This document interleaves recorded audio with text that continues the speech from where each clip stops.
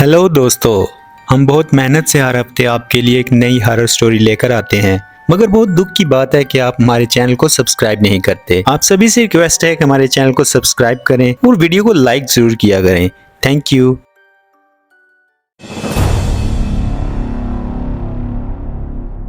कहते हैं कि लाबूबू डॉल जिसके पास भी रही है उसे उसकी भारी कीमत चुकानी पड़ी है। ऐसा ही कुछ सोफिया के साथ हुआ, जो एक प्राइवेट हॉस्पिटल में रिसेप्शनिस्ट की जॉब करती थी। वो दूर एक छोटे से गांव से थी और इस जॉब की वजह से उसे शहर में अकेला रहना पड़ता था। इस हफ्ते सोफिया की नाइट ड्यूटी थी और उस रात भी वो हर रोज की तरह अपने काम में मसरूफ थी। तभी उसे कुछ शोर सुनाई दिया। उसने देखा कि वार्ड बॉय एक जख्मी बच्ची को बहुत तेजी से स्ट्रेचर पर इमरजेंसी रूम की तरफ ले जा रहा था और उस बच्ची ने हाथ में एक डोल पकड़ रखी थी, जो अचानक उस बच्ची के हाथ से निकलकर जमीन पर आ गिरी। मगर वो कोई आम डोल नहीं थी, वो एक लाबूबू डोल थी। सोफिया उस डोल के बारे में कुछ नहीं जानती थी। वो फौरन उसे उठाने के लिए चल पड़ी। वो मन ही मन में सोच रही थी कि ड्यूटी के बाद वो उस बच्ची की फैमिली को ये डोल लौटा देगी। उसने आगे बढ़कर उस डोल को उठा लिया और कुछ देर यूं ही खड़ी उसे देखती रही।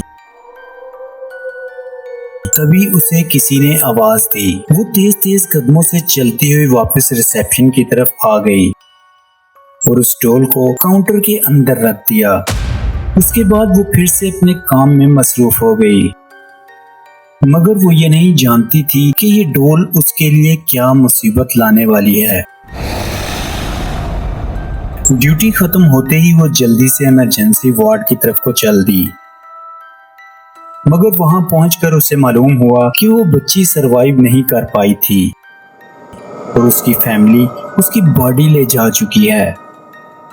ये सुनकर सोफिया परेशान हो गई और आखिरकार उसने उस डोल को अपने साथ घर ले जाने का फैसला किया।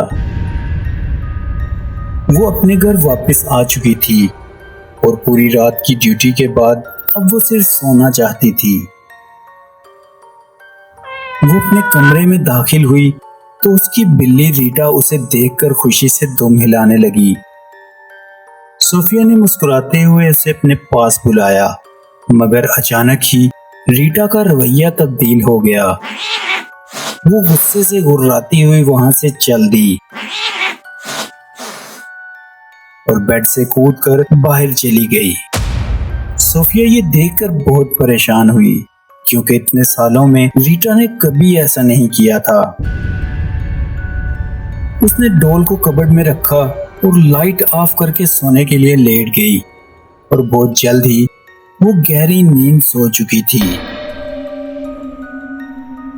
अंधेरा होते ही वो डोल जैसे जिंदा होने लगी।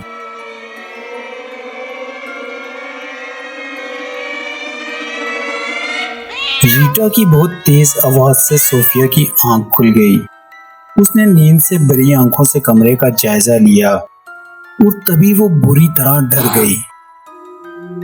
रीटा और वो डोल बेड पर बिल्कुल उसके सामने थे। रीटा की आंखें अंगारों की तरह चल रही थी। वो बहुत गुस्से से सोफिया को देख रही थी, जैसे अभी उस पर हमला कर देगी। मगर गहरी नींद में सोफिया को ये एक सपना लगा और वो फिर से सो गई।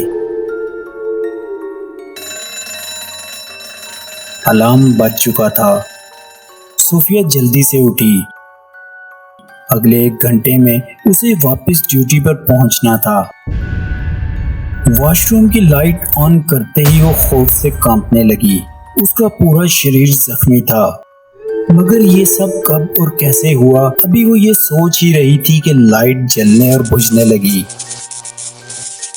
और तभी उसे शीशे में वही डोल एक शैतानी चेहरे के साथ दिखाई दी, जो जोर जोर से हंस रही थी। सोफिया फौरन कमरे की तरफ भागी, मगर कमरे के हालात देखकर वो और ज्यादा घबरा गई। बेड पर रीटा और वही लाबूबू डोल बैठे उसे घूर रहे थे। इससे पहले कि सोफिया बाहर को भागती, रीटा बेड पर से सोफिया पर कूद गई और अपने नुकीले पंजों से सोफिया के शरीर को नोचने लगी। उस रात सोफिया की चीखें बहुत जोर से गूंज रही थी, मगर हैरत की बात यह है कि किसी को कुछ सुनाई नहीं दिया। अगली सुबह पुलिस को सोफिया और रीटा की डेड बॉडी उस कमरे से मिली, मगर वो लाबूबू डॉल उसी मुस्कुराते चेहरे से शायद किसी और का इंतजार कर रही थी। हमारी हौसला अफजाई के लिए चैनल को जरूर सब्सक्राइब करें।